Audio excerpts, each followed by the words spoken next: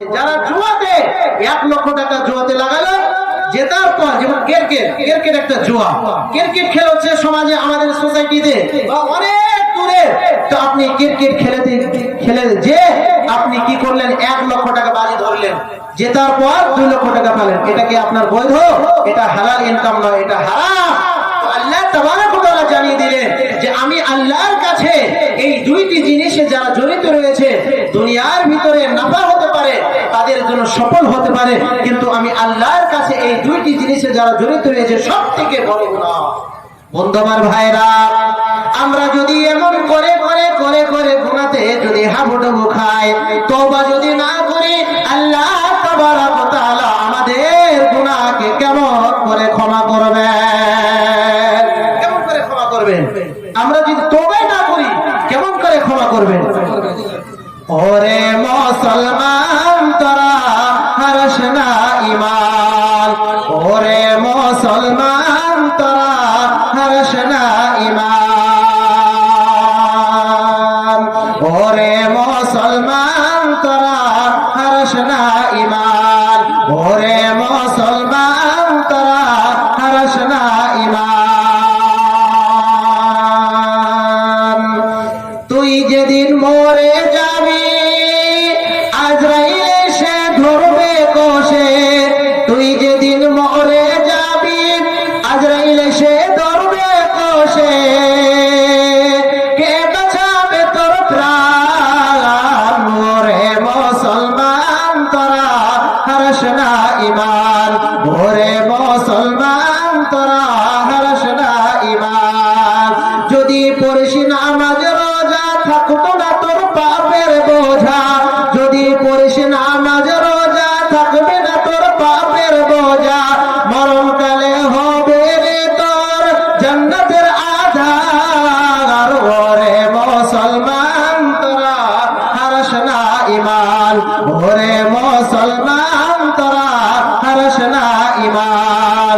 বন্ধুরে, যারা এই পৃথিবীর জমিনের ভিতরে যারা মদ সেবন করে, আল্লাহ তাবারক ওয়া তাআলা জান্নাতের ভিতরে আল্লাহ তাবারক ওয়া তাআলা দুধের নহর তৈরি করে রেখেছেন, শহদের নহর তৈরি করে রেখেছেন, শারাবান তাহুরার নহর তৈরি করে রেখেছেন।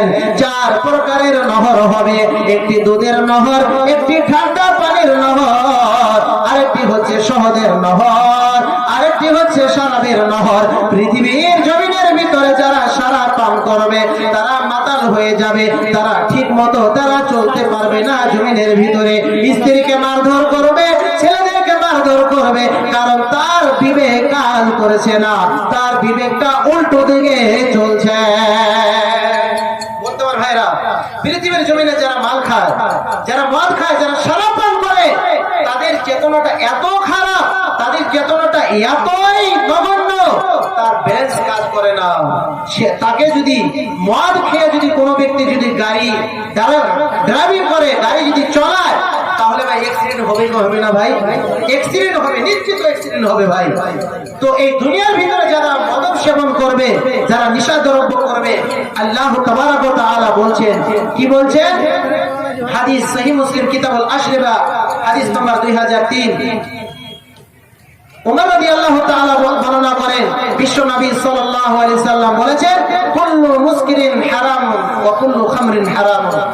আল্লাহ রাসূল সাল্লাল্লাহু আলাইহি সাল্লাম বলেছেন, পৃথিবীর জমিনের ভিতরে যতগুলো নেশা দ্রব্য রয়েছে, যেগুলো খেলে মাতাল হয়ে যায়, বারবার খেতে মনে চায়, বারবার ইচ্ছা জাগে, ওইগুলো জিনিস হচ্ছে নেশা দ্রব্য। নেশা দ্রব্য যারা খাবে তাদেরকে আল্লাহ রাসূল সাল্লাল্লাহু আলাইহি সাল্লাম বললেন, কিয়ামতের মাঠে যারা যখন তারা জান্নাতে যাবে, জান্নাতের ভিতরে শরাবের নহর রয়েছে, সেই শরাবের নহর থেকে তারা বঞ্চিত থাকবে। কারণ তারা যদি তওবা করে না ফিরে আসে, তওবা করার আগেই সে মারা গেল, তার জন্য দুর্ভাগ্য, তার মতো হতভাগা লোক আর কোনো জমিনের ভিতরে কোনো লোক হতে পারে না। বিশ্বনবী সাল্লাল্লাহু আলাইহি সাল্লাম বলেছেন, সে ব্যক্তি ওই জান্নাতের ভিতরে যে সুস্বাদু শরাব আল্লাহ তাবারক ওয়া তাআলা শরাবান তাহুরা যে তৈরি করে রেখেছেন, সেই শরাব থেকে সে বঞ্চিত হয়ে যাবে। বন্ধু আমার ভাইরা, আমরা অবলা সবলা আমরা কেন বুঝতে চাই না? আমাদের নিজের জীবনটাকে কেন আমরা বিগড়ে দিচ্ছি? হে যুবক সমাজের দলেরা,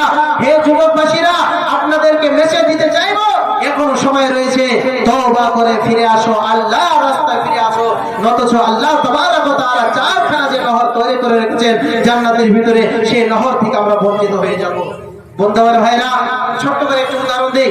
যারা মদ খায়, খুব মাল খেয়ে চলে আসছে বাড়িতে, মাল খেয়ে তার ঠিক ঠিকানা, তার হুঁশ নাই, স্ত্রীকে মারধর করবে, ছেলেদেরকে মারধর করবে, তার ভালো কথা তার মাইন্ডে কাজ করবে না। ভালো কথা বললেও সে রেগে যাবে, আর মন্দ কথা বললেও সে রেগে যাবে। তার দিমাগ কাজ করছে না, তার বিবেকহীন, তার বিবেকটা কাজ করছে না, কারণ সে মাতাল হয়ে গিয়েছে, সে মাতাল হয়ে গেছে।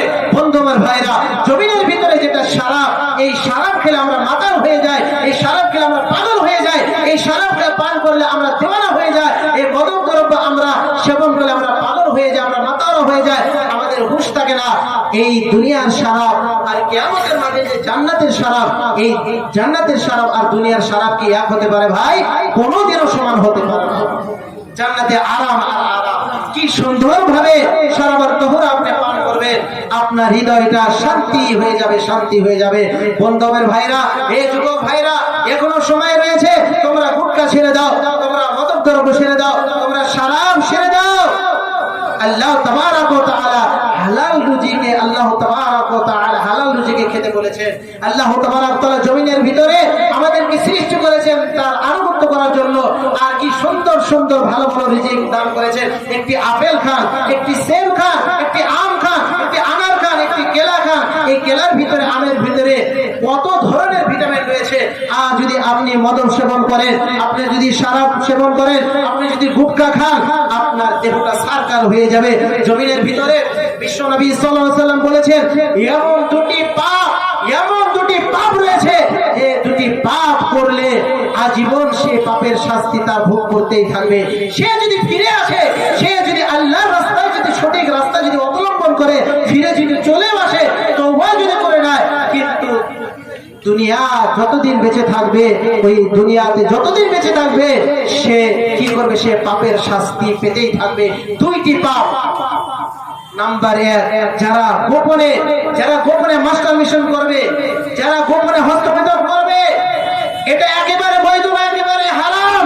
আপনার ইস্তেদাদ আছে, আপনার টাকা মাল সম্পদ আছে, আপনার পাওয়ার আছে, আপনার সক্ষম আছে, আপনার স্ত্রীকে শান্তি করার জন্য আপনার যেটা শক্তিটা, যেটা জনশক্তি, সেই জনশক্তিটা আপনার আছে, তো তাহলে আপনি বিয়া করুন, আপনি শাদী করুন, আপনি নিকাহ করুন। আল্লাহ রাসূল সাল্লাল্লাহু আলাইহি ওয়াসাল্লাম বলেছেন, ইয়া মা'আশারাশ শাবাব মান ইসতাতা' মিনকুমুল বা'আতা ফালিয়াতাজাওয়াজ।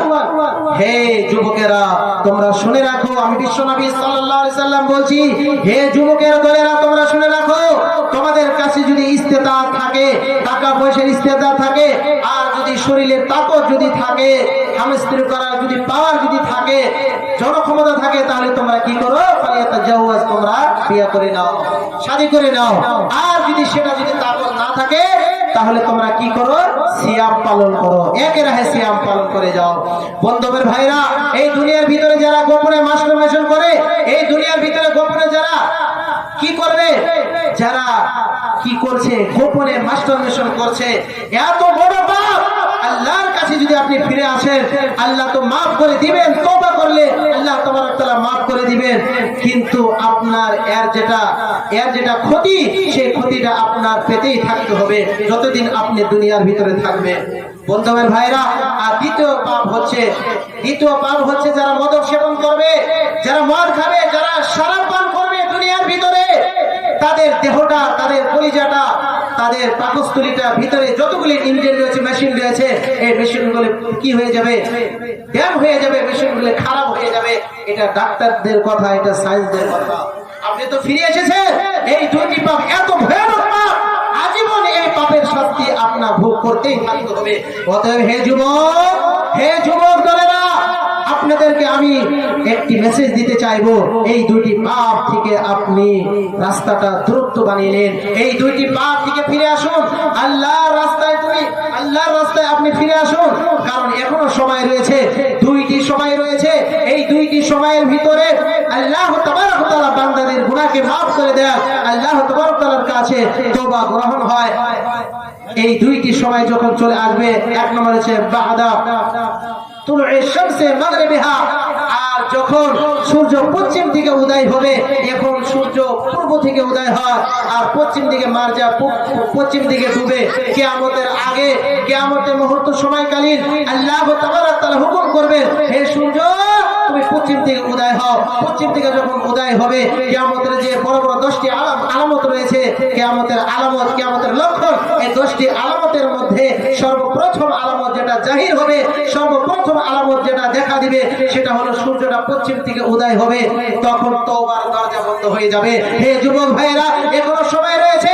24 ঘন্টা আল্লাহর কাছে যদি আপনি কান্না করেন, আপনি এত পাপী, এত পাপী, আপনার পাপকে আল্লাহ তাবারক ওয়া তাআলা মোচন করে দিবে।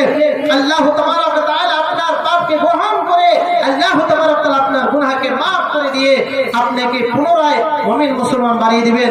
বন্ধু আমার ভাইরা, আর দ্বিতীয় সময় হলো বাদাল গরগরা, যখন মালাকুল মউত কারো কোনো মানুষের শিয়রের পাশে বসে গেছে, অলরেডি জান কবজ করার সময় এসে গেছে। ওয়ালা ইয়াখিরুল্লাহু নাফসান ইযা জা আজালুহা, যখন যার মৃত্যুর সময় হয়ে যায়, বন্ধু আমার ভাইরা, এক সেকেন্ডও এদিকে তো হবে না, ঠিক সময় মোতাবেক আল্লাহ তাবারক ওয়া তাআলার হুকুমে মালাকুল মউত চলে আসবে, রূহখানিটা কবজ করে নিয়ে আল্লাহর কাছে পৌঁছে দিবে। বন্ধু আমার ভাইরা, ওই সময় আপনার তওবা গ্রহণ হবে না। এই দুইটি সময়ের আগে আপনি আল্লাহর কাছে যতই পাপ করেছেন, আল্লাহর শানে কতই না গুনাহ করেছেন, সাগীরা হোক কাবীরা হোক, সমস্ত গুনাহকে আল্লাহর কাছে maaf চাইবেন, ইনশাআল্লাহ আল্লাহ maaf করে দিবেন। বন্ধু আমার ভাইরা, আল্লাহ তাবারক ওয়া তাআলা এই জমিনের ভিতরে আমাদেরকে কি বলেছেন? তোমরা হালাল রুজিকে ভক্ষণ করো, তোমরা হালাল রুজিকে বেশি বেশি করে তোমরা খাও। বন্ধু আমার ভাইরা, আল্লাহর নবীজি বলছেন, পৃথিবীর জমিনের ভিতরে যারা মদ সেবন করবে, যারা খনি খাবে, গুটকা খাবে, অতএব কুল্লু মুসকিরিন হারামুন। বিশ্বনবী সাল্লাল্লাহু আলাইহি ওয়াসাল্লাম এক জুমলাতে বিশ্বনবী সাল্লাল্লাহু আলাইহি সাল্লাম একটি কালেমাতের জরিয়াতে সাহাবাদেরকে এবং কি বিশ্ববাসীকে জানিয়ে দিলেন, পৃথিবীর জমিনের ভিতরে যতগুলি নিশা দ্রব্য আছে, এগুলির নিশা দ্রব্য হচ্ছে একেবারে হারাম। আর যদি হারামকে যদি আপনি হালাল মনে করে যদি ভক্ষণ করেন, আর যদি আপনি মরার আগে যদি আপনি তওবা না করেন, বন্ধুরে, আল্লাহ তাবারক ওয়া তাআলা আমাদের জন্য খারাপ জায়গা তৈরি করে রেখেছেন। ওয়াবিসাল মাসির, এই জাহান্নামটা হচ্ছে অত্যন্ত ভয়ানক, অত্যন্ত খারাপ জায়গা। যারা মদ সেবন করবে, নিশা দ্রব্য যারা করবে, যাদের ভিতরে পাওয়া যাবে, আল্লাহ রাসূল সাল্লাল্লাহু আলাইহি সাল্লাম বললেন তারা হারাম পথে রয়েছে, তাদের ইবাদত গ্রহণ হচ্ছে না। কারণ আমরা মুসলমান, আমরা কিসের মুসলমান দায়ী করি? মুসলমান যদি খাঁটি মুসলমান যদি হওয়া যায়, তাহলে পূর্ণাঙ্গ ভাবে আল্লাহ এবং আল্লাহ রাসূলকে আনুগত্য করতে হবে, আল্লাহ রাসূলকে ফলো করতে হবে। আল্লাহ যেটাকে খাওয়ার আদেশ করেছেন সেগুলো জিনিসকে আমাদেরকে ভক্ষণ করতে হবে, আর যেগুলো জিনিসকে নিষেধ করেছেন, নিষেধাজ্ঞা করেছেন, সেগুলো জিনিসকে আমাদেরকে বর্জন করতে হবে। আজকে পুরোটাই উল্টো চলছে। বন্ধু আমার ভাইরা, হে যুবক ভাইরা, তোমাদেরকে বলতে চাইবো, যেগুলি খানা তোমাদের জন্য হারাম করে দিয়েছেন আল্লাহ তাবারক ওয়া তাআলা, সেগুলো জিনিসকে তোমরা এড়িয়ে চলো। আল্লাহ তাবারক ওয়া তাআলা গফুরুর রহিম, তিনি maaf করনে वाला, তিনি রহমদাতা, তিনি অত দয়ালু। তাহাজ্জুদের নামাজ পড়ে, 2 রাকাত নামাজ পড়ে আল্লাহর ঘরে ফুটফুট করে আপনি কান্না করুন, আর জীবনের গুনাহের জন্য আল্লাহর কাছে maaf চান। আল্লাহ তাবারক ওয়া তাআলা অবশ্যই অবশ্যই আপনার তওবাকে গ্রহণ করে নিয়ে আপনার সারা জীবনের গুনাহকে maaf করে দিবেন। কিন্তু করি ভাই, কোনদিনও করি না। বন্ধু আমার ভাইরা, আল্লাহ তাবারক ওয়া তাআলা বলছেন, ওয়ারাজুলুন যাকারাল্লাহু খালিয়ান, আল্লাহ রাসূল সাল্লাল্লাহু আলাইহি ওয়াসাল্লাম বলছেন, ওয়ারাজুলুন যাকারাল্লাহু খালিয়ান ফাফাজাত আইনুহু, 7 শ্রেণীর লোক আল্লাহ তাবারক ওয়া তাআলা যে জায়গা করে দিবেন তেনার ছায়ার নিচে আল্লাহ তাবারক ওয়া তাআলা।